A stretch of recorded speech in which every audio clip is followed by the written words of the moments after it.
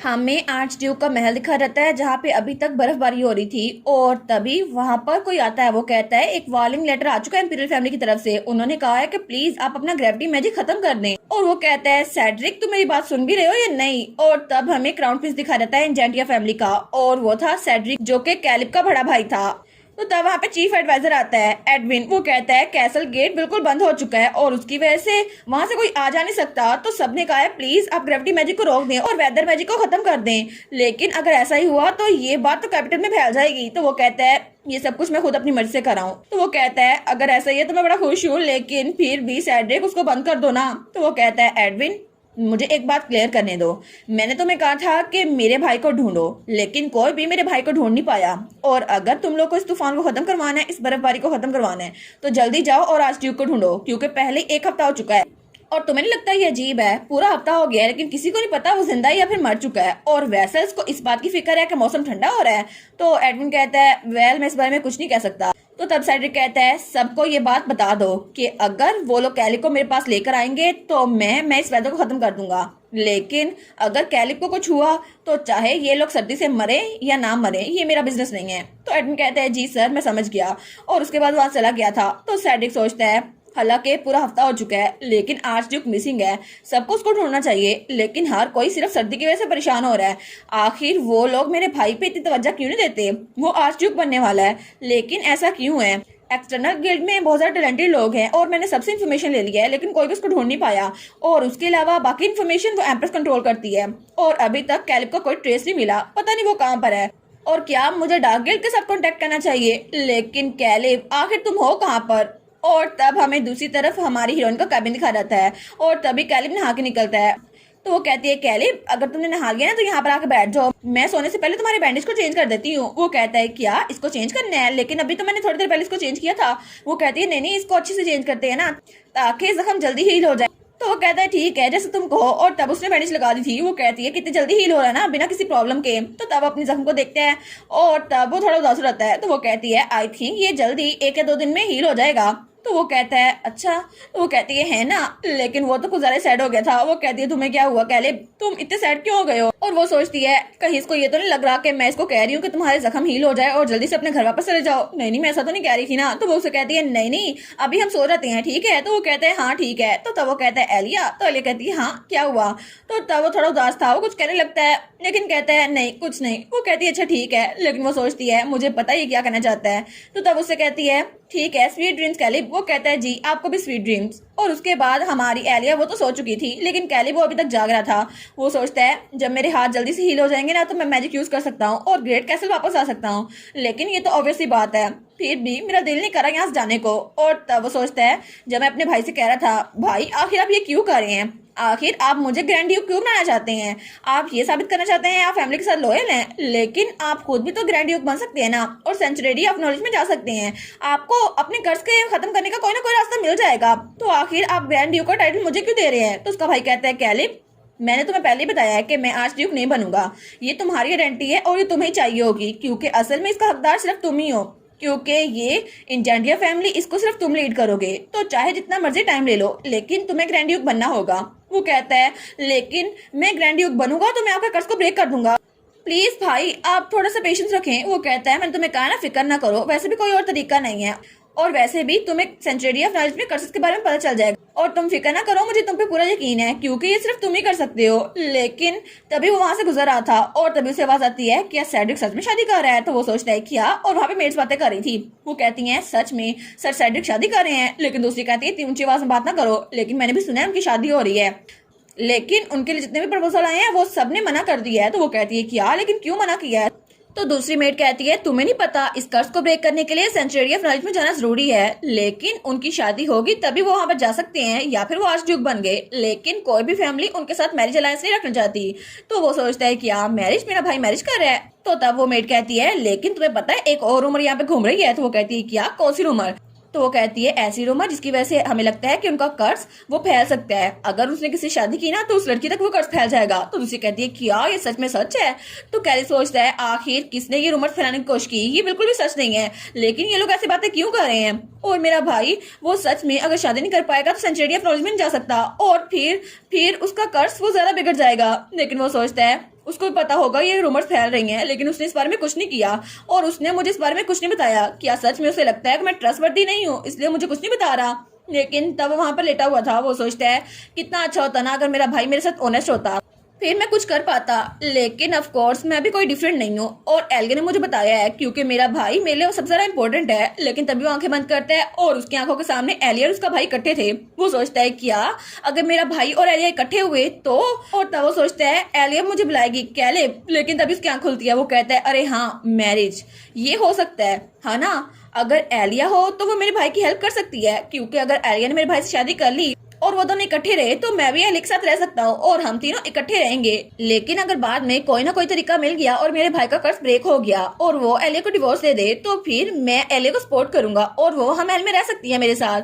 तो फिर मुझे ग्रैंड कैसल में अकेले रहना पड़ेगा, ठीक है? ऐसा ही होगा। और तब तक वहाँ पे सुबह हो चुकी थी। वो सोचता है आखिर मैं सोच ही क्या रहा हूँ, क्या सच में ऐसा हो सकता है? लेकिन ये मेरी सेल्फिश थॉट है।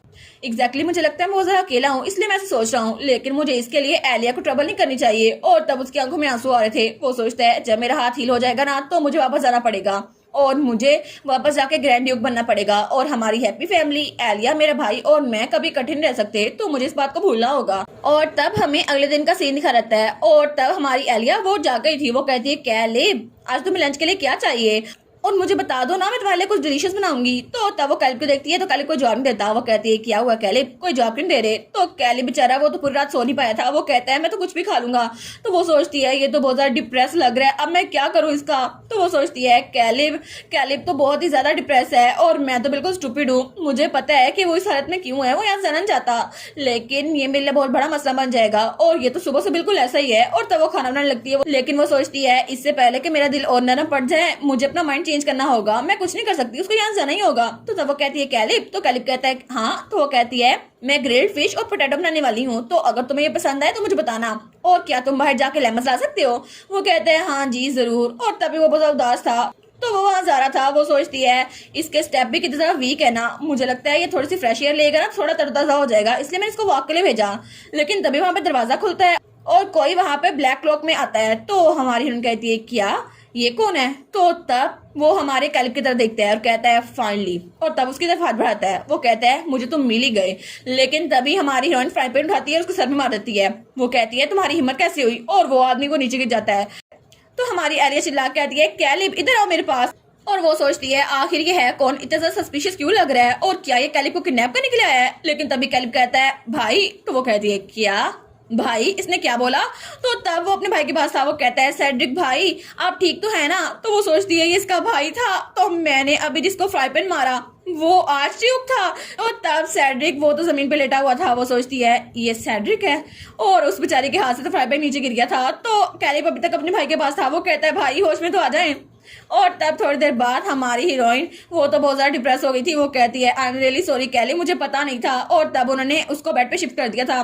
वो कहती है मुझे पता नहीं था, मुझे लगा तुम खतरे में हो इसलिए मेरा हाथ खुद ब खुद ही मूव हो गया। वो कहता है कोई बात नहीं, आप डर गई होंगी ना, और वैसे भी भाई समझ जाएंगे, उनको अगर मैं बताऊंगा ना तो वो समझ जाएंगे, और वो बहुत स्ट्रॉन्ग इंसान है, लेकिन इतनी सी इंजरी उनके लिए कोई भी नुकसानदा नहीं हो सकती। वो कहती है ठीक है, लेकिन वो सोचती है ये मेरे लिए कवर अप करने की कोशिश कर रहा है। तो तब वो सोचती है मुझे लगता है मुझे इसके लिए वाटर और टॉवल लेके आना चाहिए। तो तब कैलिब कहता है मुझे लगा नहीं था वो इतनी जल्दी मुझे ढूंढ लेंगे। तो वो कहते हैं क्या कैलिब तुमने कुछ कहा?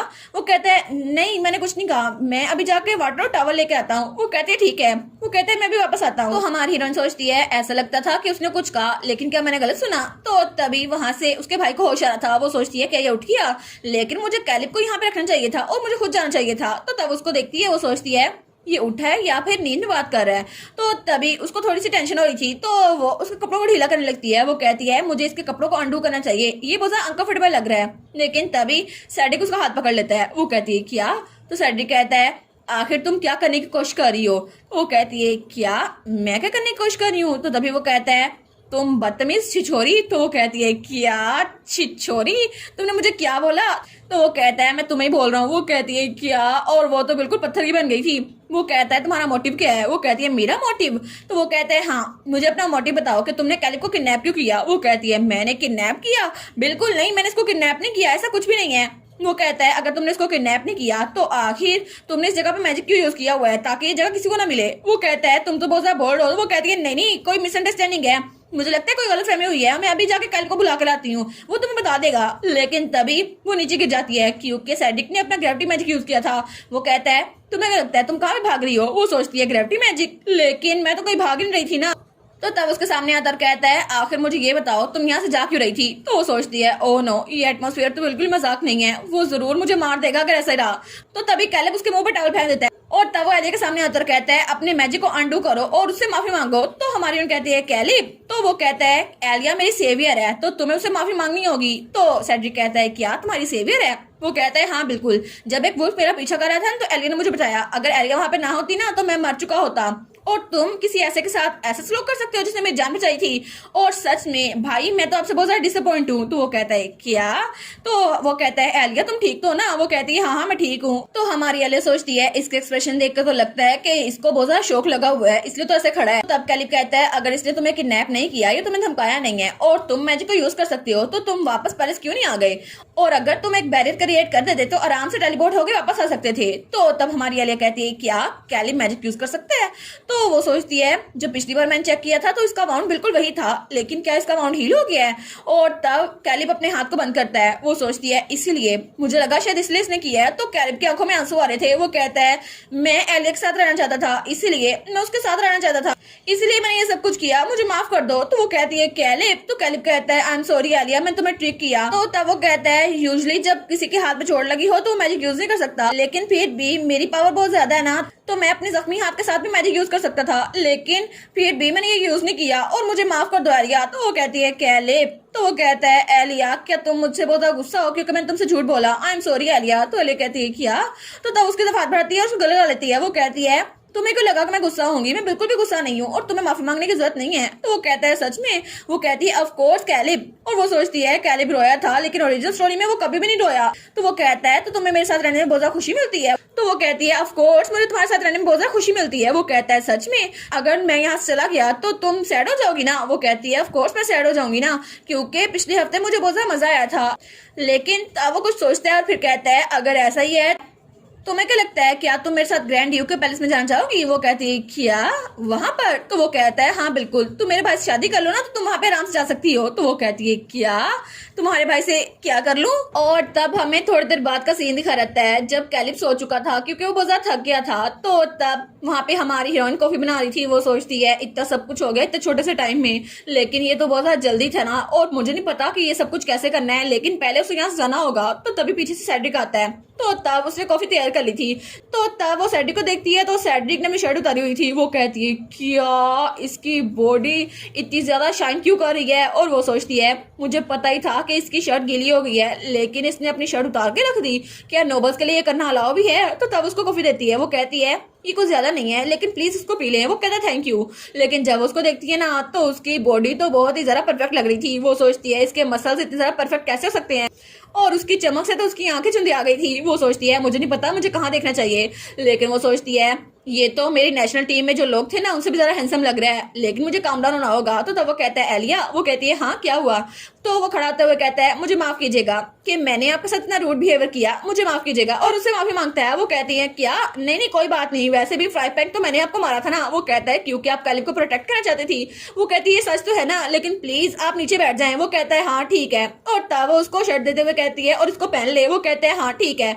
और तब वो शर्ट पहन के वहां पे बैठ गया था, लेकिन वो तो कुछ ज्यादा शौक हो गई थी। वो सोचती है सेड्रिक तो ओरिजिनल स्टोरी में इतना सारा आया नहीं था और मैं बहुत ज्यादा क्यूरियस थी कि उसकी पर्सनैलिटी कैसी है, लेकिन मुझे लगता है ये बहुत ज्यादा काइंड इंसान है और ये तो बहुत ज्यादा कोल्ड दिखता है, लेकिन असल में कितना ज्यादा काइंड है ना।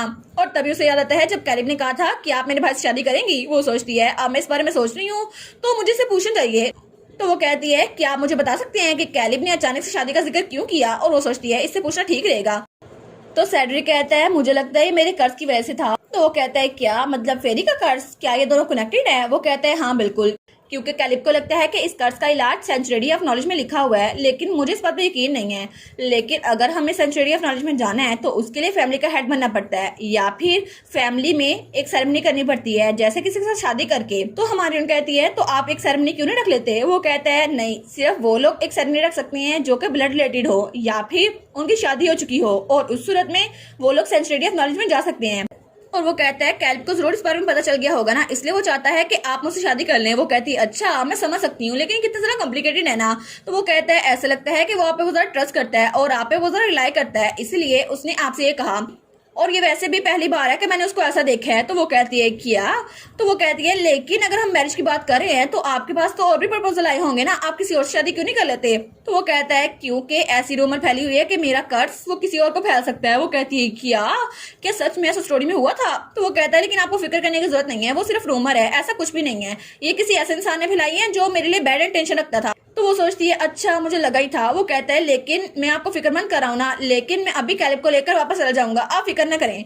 तो वो उसको देखती है, वो सोचती है उसने कहा था मैं एले के साथ रहना चाहता हूँ कुछ देर और, इसलिए मैंने ये सब कुछ किया। तो तब वो कहती है एक्सक्यूज मी, क्या मैं आपसे पूछ सकती हूँ कि आप कैलिब को ग्रैंड ड्यूक क्यों बनाना चाहते हैं? तो वो कहता है आप कैलिब के बारे में फिक्रमंद हो रही है ना। वो सोचती है ऑफ कोर्स ये एक रीजन है, लेकिन मुझे सच में जानना है। तो तब सेड्रिक कहता है मैं आपको बता देता हूँ, किसी अननोन रीजन की वजह से कैलिब जब वो छोटा बच्चा था तब वो किडनैप हो गया और हमें नहीं पता कि वो क्यों किडनैप हुआ, लेकिन उसके लिए मेरे पेरेंट्स ने बहुत बार मेहनत की और आखिर में कुछ सालों बाद हमें वो मिल गया। लेकिन हमें जो इन्फॉर्मेशन मिली थी वो एक ऑर्फनेज की थी, लेकिन मेरे मॉम और डैड वहां पर उसको लेने के लिए गए, लेकिन कुछ ऐसा हुआ कि जब वो कैलिब के साथ वापस लौट रहे थे तो उन पे हमला हो गया। तो हमारी सोचती है क्या? मुझे याद आया, ये तो वही था ना इंजेंटिया असैसिनेशन केस, जिसमें कुछ लोगों ने एक फैमिली पे अटैक किया था और उन लोगों को मार दिया था, लेकिन तब सिर्फ एक बच्चा बचा था और वो था कैलिब। और ये तो हिस्ट्री का सबसे बड़ा बुरा केस था ना। लेकिन वो सोचती है सेड्रिक इस टॉपिक को अवॉइड करना चाहता होगा। और तब सेड्रिक कहता है इसी वजह से सारे रिलेटिव्स को उससे नफरत हो गई कि उसकी वजह से उसके पेरेंट्स मर गए, लेकिन सबने कहा कि उसको यहाँ पे आना नहीं चाहिए था क्योंकि मैं यहाँ पर था, इसलिए मुझे लगा था शायद कोई और रीजन होगी, लेकिन मैं चाहता था कि वो अपनी जगह खुद बनाए, इसलिए मैंने कहा कि वो खुद को प्रोटेक्ट करे और इस तरह वो ग्रैंड ड्यूक बन सकता है ताकि हर कोई इसकी इज्जत करे। और वैसे भी अब तो मुझ पे कर्ज आ गया है ना, और मेरे मरने के बाद तो उसी को ग्रैंड ड्यूक बनना होगा, इसलिए मैं चाहता हूँ वो ग्रैंड ड्यूक बन जाए और ये बेहतर होगा कि मैं उसको स्ट्रॉन्गर बनाऊं ताकि वो अपने आप को प्रोटेक्ट कर सके। और वैसे भी और भी तरीके हैं सेंचुरी ऑफ नॉलेज में जाने के लिए, तो मुझे मुझे ये सब कुछ करने की जरूरत नहीं है। तो वो सोचती है अच्छा इसका एक्सप्रेशन तो बहुत ज्यादा अलग लग रहा है, लेकिन मैं बता सकती हूँ कि सैड्रिक वो कैलिब को बचाना चाहता है क्योंकि सैड्रिक वो असल में कैलिब की बहुत ज्यादा फिक्र करता है और वो चाहता है कि वो स्ट्रांग बने ताकि कोई और उसको नुकसान ना पहुंचा सके।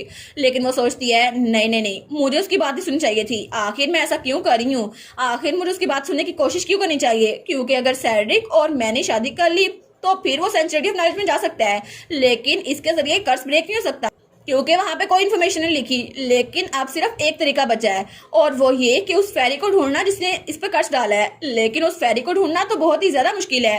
तो तभी वो खड़ी होती है तो कैलिब कहता है क्या हुआ लिया? तो तब वो कहता है आप ठीक तो है ना। लेकिन वो सोचती है आखिर मैंने इसके बारे में पहले क्यों नहीं सोचा, मैंने वो बुक पढ़ी है तो मुझे पता है क्या होने वाला है।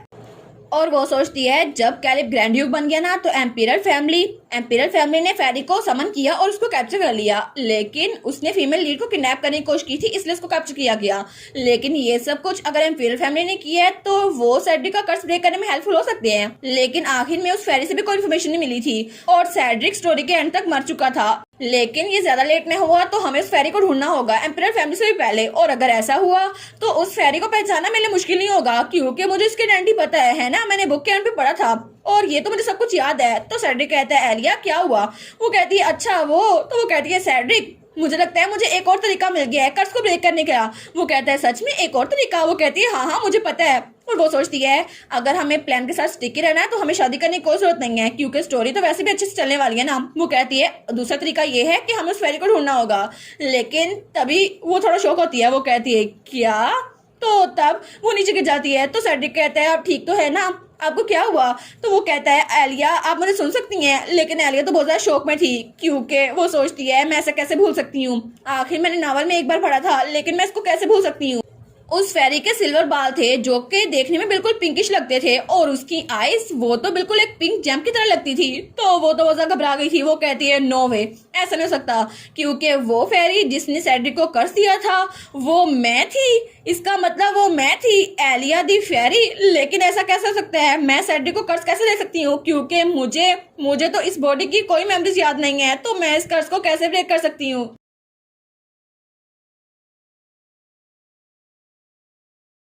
और इसी के साथ ये वाला पार्ट यहीं पर ख़त्म। तो आप लोग बताइएगा आप लोग को ये पार्ट कैसा लगा, और वीडियो को लाइक और चैनल को सब्सक्राइब लाजमी कीजिएगा। बाकी वीडियोस का लिंक भी स्क्रीन पर नज़र आ रहा होगा, तो काइंडली उनको भी चेकआउट कर लें। और thank you so much for watching my videos. Stay safe, bye bye.